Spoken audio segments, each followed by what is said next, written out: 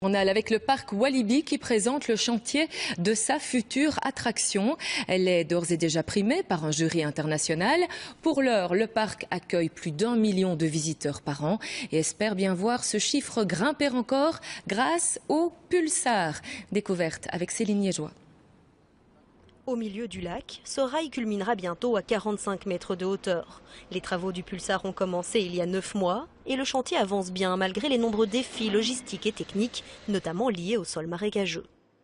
Il a fallu construire une digue, assécher le lac et battre des pieux pour supporter le poids de cette attraction. L'autre défi, la puissance de cette attraction.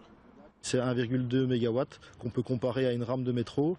Et donc, pour alimenter cette puissance, on installera, et c'est une première en Europe, des supercaps qui permettront d'emmagasiner de l'énergie électrique et de la restituer lors des 3 lancers qui permettront d'envoyer le bateau à 100 km/h et à 45 mètres d'altitude.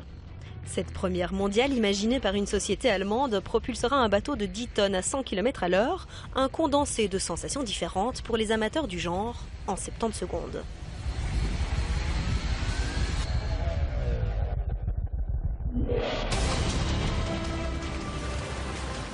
Ce qui est neuf, c'est qu'elle allie non seulement la hauteur, mais aussi la vitesse et finalement l'eau. Et ça, c'est quelque chose de totalement innovant, d'avoir ces 3 éléments qui sont liés les uns aux autres dans une attraction. L'investissement s'élève à 8,5 millions d'euros, de quoi faire oublier les mésaventures du Vertigo, une autre attraction fermée peu de temps après son inauguration. En 2006, nous avons installé le Vertigo.